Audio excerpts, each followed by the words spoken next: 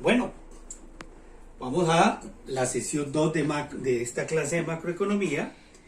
En la primera parte vimos el objetivo del crecimiento económico estable con la gráfica de brecha de recesión y brecha de inflación. En el punto 2, el manejo de la política macroeconómica en una economía en un modelo cerrado, que es el modelo ISLM, y vimos los efectos del instrumento fiscal, de la política fiscal, sobre todo para cerrar la brecha de recesión, y los efectos también de la política monetaria. La política fiscal actúa sobre el mercado de bienes, sobre la IS, subiendo el ingreso y subiendo la tasa de interés, y la política monetaria actúa sobre el mercado de dinero, bajando la tasa de interés, subiendo la inversión privada y el ingreso. Las dos, tanto la fiscal como la monetaria, cuando son expansivas, expansión del gasto, expansión de la moneda, suben el ingreso. La diferencia está en que la política fiscal sube la tasa de interés y la monetaria baja la tasa de interés. Y como la política fiscal sube la tasa de interés, vimos el fenómeno del crowding out, desplaza inversión privada, y como la política monetaria baja la tasa de interés, entonces se apoya fundamentalmente en la iniciativa privada. Ahora veamos, para cerrar esa parte, una política mix. ¿Qué es una política mix? Se usan las dos. Se usa la expansión monetaria, la expansión fiscal y la expansión monetaria. Se trata de una política fiscal expansiva financiada monetariamente, con una política monetaria acomodaticia. Veamos ese fenómeno. Entonces, aumentamos el gasto. De nuevo repitamos, Entonces, ¿qué sucede al aumentar el gasto? Pues la IS, ya vimos, se desplaza a la derecha. La economía inicialmente, dijimos, va hasta E2. Tiene Y2. Va hasta Y2. Está en E2. Pero ahí está por fuera de la LM, porque hay un exceso de demanda de dinero. Sube la tasa de interés. Hasta ahí, prima, sube la tasa de interés. Y por lo tanto cae un poco la inversión privada, es el crowding out, aunque se logra un efecto de disminución, de aumento en el crecimiento, más lento, y de disminución de la tasa de desempleo. Entonces la economía sube la tasa de interés y ahora cierra aquí en E', es R1, alza, Y1, alza. Pero ¿qué pasa si inmediatamente financiamos esto con moneda? Incrementamos la moneda. Entonces la LM se desplaza a la derecha. Y la economía ahora está en este 2. En Y2. Supongamos que Y es de pleno empleo. ¿Qué hace la política fiscal expansiva financiada monetariamente? Pues que lleva la economía rápidamente de Y0 a Y2 sin subir las tasas de interés. La fiscal la sube, pero la monetaria se la baja. Entonces, no hay movimiento en la tasa de interés, casi que es simultáneo. No se mueven las tasas de interés y por lo tanto se logra el máximo crecimiento posible. ¿Por qué? Porque aumentamos la inversión pública, pero no se movió, no cayó la inversión privada. Incluso es probable que la inversión privada se reactive. Entonces, por eso, ante la controversia que le generaron los monetaristas a los keynesianos, con esta crítica de, primero, que estábamos creciendo vía Estado y no vía iniciativa privada, y que eso generaba debilidades a largo plazo en términos de productividad, ineficiencia, que el Estado empezaba a sustituir lo que podía hacer el sector privado, que si se aumentaba el gasto público, entonces eso iba a ser necesario o financiarlo monetariamente, lo cual podía generar inflación, o nos llevaba a un déficit fiscal que obligaba, si no queríamos inflación, a aumentar impuestos o deuda, que era mejor, por lo tanto, ¿sí? ¿Sí? Frente a esa controversia, usar, ¿sí?, la política monetaria y la ortodoxia plantada solamente para manejar la brecha de inflación, que en ese caso es básicamente contraer la moneda, y solo en determinados casos especiales, si hay una recesión profunda, era posible usar la expansión monetaria, porque digamos depresión del 29, hay recesión con deflación, entonces si aumentamos la moneda, pues no sube un poco la inflación, pero si estamos en deflación, entonces al contrario, se logra el objetivo del crecimiento y la inflación simultáneamente. ¿Qué hizo ante esa controversia los que iniciaron? Pues respondieron con política fiscal financiada monetariamente. Pero ojo, eso funcionó en el corto plazo. Pero ¿qué pasa aquí? ¿Sí? Al aumentar el gasto y financiarlo monetariamente, las tasas de interés son estables. Pero hay un problema. Si es de corto plazo, los precios por definición en el corto plazo está dado y no hay un problema de inflación. Pero si volvemos a esta política permanente, abusamos, entonces ya se vuelve política de largo plazo. Y eso va a implicar un aumento de la inflación.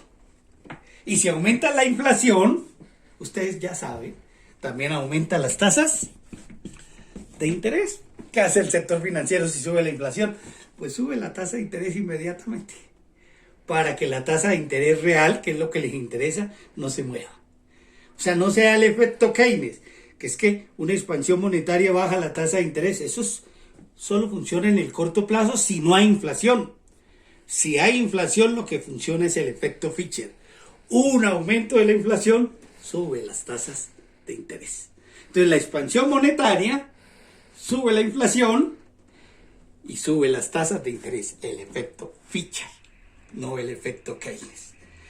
En consecuencia, digamos que la política MIS es una política funcional, sí, no se abusa de ella, solo en el corto plazo, de una vez por todas. Si se vuelve permanente, que fue lo que hicimos en los años 80 en América Latina, lo pagamos con la tragedia de la hiperinflación. Esto explicó a América Latina. Haber usado el gasto público y financiarlo monetariamente de manera permanente, sistemática, nos llevó a una hiperinflación, a una hiperdevaluación, a subir las tasas de interés y terminó la economía en una profunda recesión, estancamiento con inflación. De tal manera que las políticas macro son necesarias, fundamentales, para manejar el corto plazo, el ciclo económico, pero se recomiendan que sean consistentes, por un lado, ¿sí?, técnicamente, y dos, que sean de corto plazo, de una vez por todas. Si se vuelven permanentes, surgen las consecuencias inintencionadas, impredecibles de mis hábitos. Veamos el punto 4. Ahora pasemos a un modelo de economía abierta. ¿Qué es economía abierta aquí? Introducir la cuenta de capitales, y para eso vamos a suponer perfecta movilidad de capitales. Introducimos la cuenta de capitales. Perfecta flujos de capitales. Y en el modelo suponemos que hay una perfecta movilidad de capitales, que los capitales entran y salen en función del rendimiento esperado de las inversiones de corto plazo, ¿sí?, que están dadas fundamentalmente por el diferencial de la tasa de interés interna con la del resto del mundo. Entonces, esto implica, ¿sí?, un modelo de economía abierta, un modelo ISLM,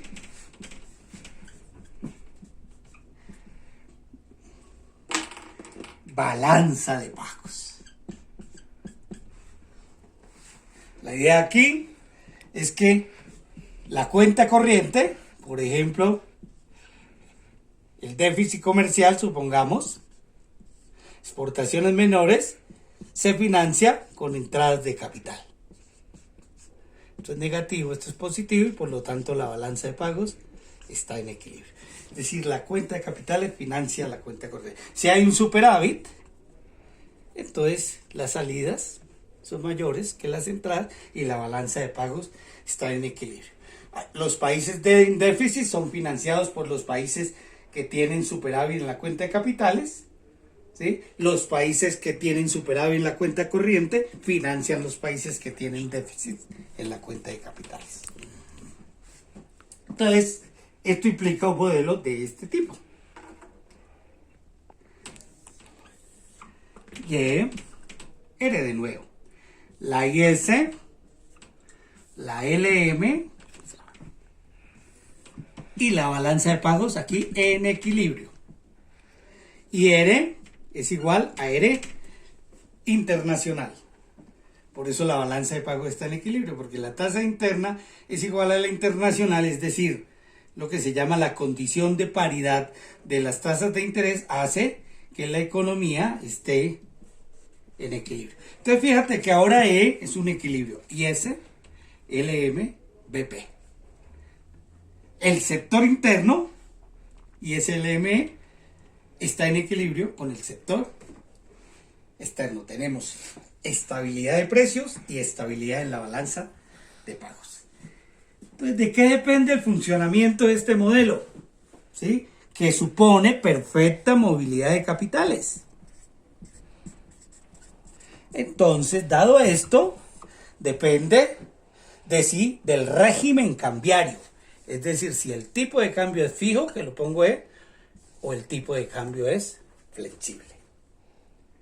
Supongamos, ¿sí?, que tenemos, ¿sí?, tipos de cambio fijos. Entonces, movilidad perfecta de capitales y tipos de cambio fijo.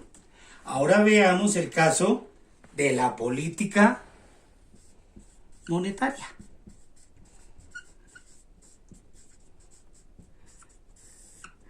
Supongamos un incremento en la moneda. Ya sabemos qué sucede.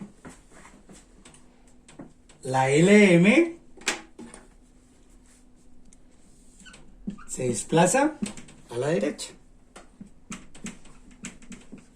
¿La economía en qué punto está? En este punto. Bajó la tasa de interés por la expansión monetaria y subió el ingreso, como lo vimos en el modelo. Bajó la tasa de interés, se reactivó la inversión privada y aumentó el ingreso al Y1. Pero ¿qué ocurre? Que ahí no queda ya, no cierra la economía, porque la tasa de interés R1 es menor que la internacional. Mira, esta es la internacional. Entonces, si es menor, ¿qué sucede? Salen capitales. Sí, salen capitales. Y si salen capitales, entonces, ¿qué sucede con esa salida de capitales? Hay escasez de dólares en la economía. Y si hay escasez de dólares, ¿qué va a suceder en los mercados? Una presión por la devaluación del tipo de cambio. Va a subir el valor, el precio del dólar, porque es escaso, como está ocurriendo hoy en Colombia. ¿Sí? Está subiendo el precio del dólar porque hay escasez de dólares. ¿Sí? En consecuencia, si hay escasez, algo que es escaso, pues sube el precio. Entonces, como tenemos un régimen cambiario fijo, ¿qué tenemos que hacer para que no ocurra la devaluación? Pues una operación de mercado abierto que hace el Banco Central, que es le entrega reservas internacionales al mercado. Por ejemplo, si al mercado le faltan $200, entonces el banco le da, emite, entrega, hace una operación de mercado abierto. Quiere decir, vende activos externos. Eso es lo que hace el Banco Central. Vende dólares, vende activos externos a los bancos privados. Entonces sale de reservas. ¿Qué pasó? El mercado recibe esos dólares y se tranquiliza. El tipo de cambio se mantiene fijo. Pero ¿cómo compran los dólares ¿Qué recibe a cambio el Banco Central si le entrega el Citibank dólares? El Citibank le da pesos. Entonces se contrae la moneda.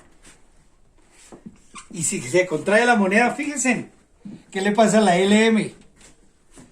Regresa aquí. ¿Qué pasó con la política monetaria cuando hay perfecta movilidad de capitales y tipo de cambio fijo? No pasó nada.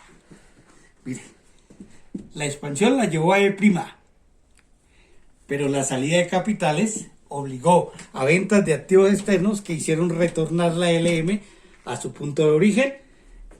Prácticamente no sucedió nada. Es decir, este es el gran mensaje del modelo ISLM. Esto que parece pues, interesante gráficamente, tiene un mensaje muy profundo. Es que cuando uno abre la cuenta de capitales y fija el tipo de cambio, como hicimos con la banda cambiaria en el 90 al 98, ¿sí? 92, 98, uno pierde la política monetaria. Mira, el banco la expande y el mercado se la devuelve. Si yo la entrego y el mercado me la devuelve por la operación que me vi obligado a hacer de ventas de activos externos para evitar la devaluación y honrar el compromiso con tipos de cambio fijo, el mercado me la devuelve, perdí la política monetaria. Entonces, ¿qué pasó con la moneda? El cambio en la moneda es finalmente cero. Emitió 100 y el mercado le devolvió 100. Y si cambia cero la moneda, ¿sí? ¿Qué le pasa a los precios? Es cero. Entonces, ¿qué quiere decir? Esto desde el punto de vista macroeconómico. Una lección fundamental, que a veces es conveniente para una autoridad económica perder la política monetaria. ¿Sí? ¿Y por qué es conveniente perder la política monetaria? Para derrotar la inflación, para mantener la inflación muy baja y estable, predecible para los agentes, para que ojalá no haya nada de inflación, ¿sí? O una inflación muy baja, para que la economía no tenga la incertidumbre en los precios y pueda tomar, ¿sí?, de manera transparente, ¿sí?, y eficiente y productiva sus decisiones de inversión. Entonces, la autoridad puede muchas veces tomar la decisión de perder la política monetaria. Eso fue lo que recomendó este modelo, que se expresó en el Fondo Monetario Internacional ante la gran hiperinflación del 90, ¿sí?, de la década de los 80 en América Latina, y en el 90 hicimos la apertura, abrazamos la causa monetarista, el llamado consenso de Washington. ¿Cuál fue la recomendación? Abran la cuenta de capitales y fijen el tipo de cambio. Argentina, caja de convertibilidad. Colombia, bandas cambiarias. México, sí, banda cambiaria. Chile, banda cambiaria. Centroamérica, dolarización. Todos fijaron el tipo de cambio o ataron su moneda nacional a una moneda fuerte. ¿Qué fue el resultado de eso? Perder la política monetaria. ¿Y por qué era importante tomar la decisión de perder la política monetaria? Para derrotar la inflación y recuperar la economía. La metáfora que se usó en esa época fue que esa es una buena recomendación. Es Ulises amarrándose al mástil, tapándole con cera los oídos a los marineros para que no oyeran los cantos de sirena y pudieran llegar a Ítaca. Pierdo mi libertad de movimiento, ¿sí?, pero no caigo en las tentaciones, ¿sí?, que son los cantos de sirena de la sociedad, del sector privado, que siempre pide liquidez, tasas de interés más bajas, ¿sí?, que piensa que la inflación no es un problema, y terminamos en la tragedia económica. Entonces, a veces hay que perder la política monetaria, pero para perder la política monetaria, y eso es lo que nos plantea el modelo, hay que abrir la cuenta de capital. Eso fue lo que hicimos en los 90, y fijar el tipo de cambio. Veamos qué sucede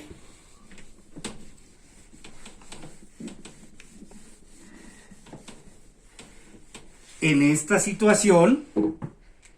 Movilidad perfecta de capitales, tipo de cambio fijo,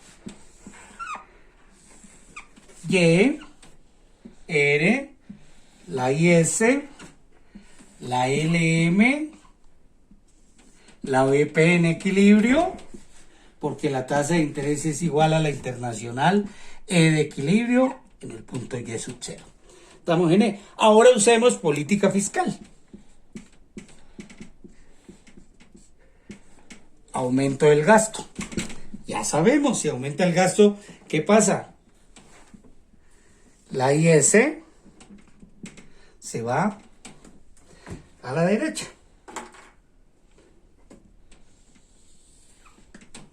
A la derecha. La economía está, ahorrémonos, en E', con una tasa de interés mayor y se aumentó el ingreso. La política fiscal cierra en E', aumenta la tasa de interés y aumenta el ingreso. Allí es sur. Pero ahora, eso que logró la política fiscal, viene un problema. R1 es mayor que la tasa de interés internacional. Y si R1 es mayor que la tasa de interés internacional, ¿qué sucede? Entran capitales. Porque nuestro rendimiento es altísimo. 10%, la de Estados Unidos está en el 5%. Pues se vienen todos para Colombia, que pagan más alto. Entran capitales, pero esos son dólares. Si hay muchos dólares en el mercado, ahora tenemos lo contrario. Surge una presión es por la revaluación. El precio del dólar cae. Se revalúa en el mercado de divisas. Y si hay revaluación y las autoridades tienen un compromiso con el tipo de cambio fijo, ¿qué hay que hacer? Otra operación de mercado abierto contraria. Comprar esos dólares. Compra de activos externos. El banco se llena de dólares, de reservas. Pero al comprar activos externos aumenta sus reservas, pero ¿qué tiene que entregarle al mercado para comprar esos dólares? Pesos. Aumenta la moneda. Y mire, si aumenta la moneda, ¿qué pasa? LM', la economía va de 2 hasta Y sub 2, que es el pleno empleo. Y no se mueven las tasas de interés. Es decir, se logró en el corto plazo, ¿sí? Lo que dice la política MIS. Expansión fiscal con expansión monetaria. Lo único es que aquí el gobierno inicia con una expansión fiscal y el mercado lo lleva a una expansión monetaria para no permitir la revaluación del tipo de cambio. En el fondo, la gráfica es la misma de la Polis-MIS. Se logró el máximo pleno empleo. No hay crowding out. Las tasas de interés internas son iguales a las tasas de interés internacionales. ¿Sí? La economía, ¿sí?, está en crecimiento máximo con estabilidad. Siempre y cuando esto sea de una vez por todas y no permanente. Entonces la política fiscal es muy efectiva. Entonces yo tengo una decisión. Cuando tomo la decisión de abrir la cuenta de capitales, eso fue la apertura económica, y fijar el tipo de cambio, he tomado una decisión doble. Perder la política monetaria y usar la política fiscal. ¿Sí? Pierdo la política monetaria para derrotar la inflación y me queda la política fiscal para reactivar la economía, con la recomendación de que sea de una vez por todas y no se vuelva una política permanente, que ya dijimos al comienzo que cuando es permanente pues terminamos en una gran inflación, o podemos terminar en una gran inflación. Ahora veamos el otro caso: perfecta movilidad de capitales y tipo de cambio flexible, que fue lo que ocurrió en el 98 con la crisis asiática. Muchos países en América Latina pasaron de un régimen cambiario fijo a un régimen cambiario flexible. Colombia acabó la banda y soltó el tipo de cambio. Se lo dejó al mercado con una intervención de última instancia ¿sí? Del Banco Central o de la Junta del Banco Central. Entonces volvamos al modelo ISLM, BP. Y, R, la IS, la LM, la BP en equilibrio, porque la tasa de interés es igual a la internacional, y es un cero. ¿Qué pasa aquí ahora con la política fiscal?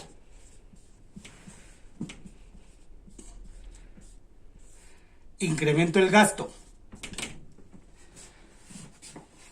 La IS se va a la derecha. Sube a E' la tasa de interés y sube el ingreso, que ya sabemos. Va a E', sube la tasa de interés, pero sube el ingreso. Bueno, pero la tasa de interés interna es mayor que la internacional. Entonces, ahora entran capitales. Está ahí el mismo fenómeno. Entran capitales, ¿qué quiere decir? Abundancia de dólar. Pero ojo, ahora el tipo de cambio es flexible. El gobierno no interviene. ¿Qué es intervenir? Llevarlo a una función objetivo vendiendo o comprando activos externos. No, lo deja. ¿Qué le sucede al precio? Se revalúa los pesos con respecto al dólar. El peso, el dólar cayó de precio, ¿sí? Por la abundancia. El tipo de cambio se revalúa. Y si se revalúa el tipo de cambio, ¿qué le pasa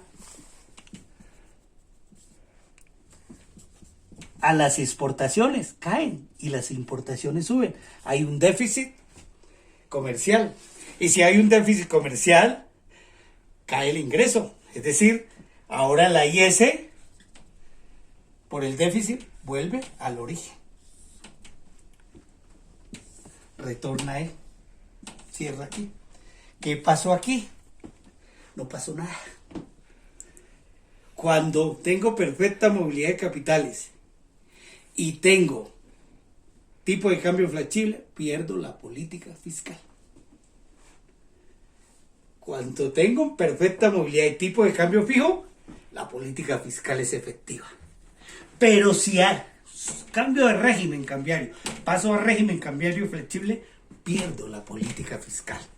Sí, fíjese, en el incremento del gasto, que es inversión pública, hizo caer, generar un déficit comercial. Es el equivalente a la caída de la inversión privada por la vía del sector externo debido a la revaluación. Los exportadores, ¿sí?, se empiezan a quebrar, los importadores, ¿sí?, hacen grandes negocios, la inversión privada en el sector externo cambia, los exportadores nacionales pierden, los importadores ganan, eso genera un déficit en la cuenta corriente. Esto es una especie de crowding out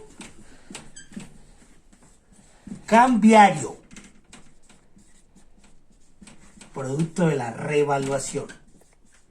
Eso es lo que llamamos a veces, recuerden, enfermedad holandesa. Entonces hay dos formas de crowding out. En una economía cerrada es que la inversión pública desplaza inversión privada por el alza en la tasa de interés. En un modelo ISLM-BP abierto, el crowding out es cambiario. Por la vía de la revaluación cambiaria se destruye la inversión privada, que es la llamada enfermedad holandesa, que nos ocurrió en Colombia entre el 2012 y el 2018, y no acabamos de salir de ese problema cuando nos agarró la pandemia, y por eso los últimos años han sido absolutamente mediocres y el último desastroso. ¿Qué pasa ahora? Tengo Y, de nuevo R, la IS, la LM, la BP, tasa de interés en equilibrio, D sub 0, E de equilibrio, con la política fiscal, monetaria, perdón. Expando la moneda, ya sabemos, la LM se desplaza a la derecha, A E', baja la tasa de interés, sube el ingreso.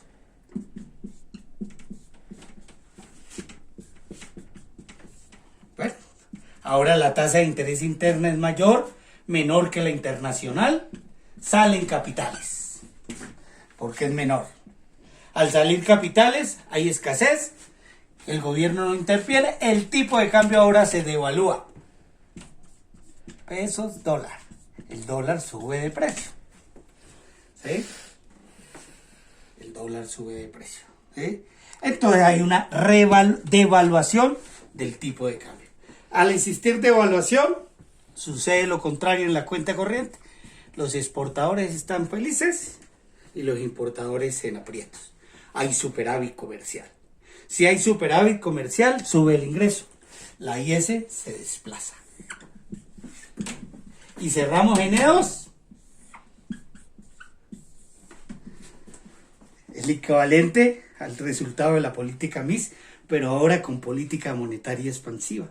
Cuando hay perfecta movilidad de capitales y tengo el tipo de cambio flexible, pierdo la política fiscal, pero recupero la política monetaria. Es una maravilla. Entonces, si yo estoy en una economía cerrada, tengo control sobre los dos instrumentos, fiscal y monetario. Si estoy en una economía abierta, ¿sí?, que implica perfecta movilidad de capitales, voy a perder un instrumento. ¿De qué depende? Del régimen cambiario. Si es fijo, pierdo la moneda. Si es flexible, pierdo la fiscal. ¿Cuándo debo tener fijo? Cuando mi problema es la inflación. ¿Cuándo debo tener flexible? ¿Sí? Cuando mi problema es la recesión. Eso es todo.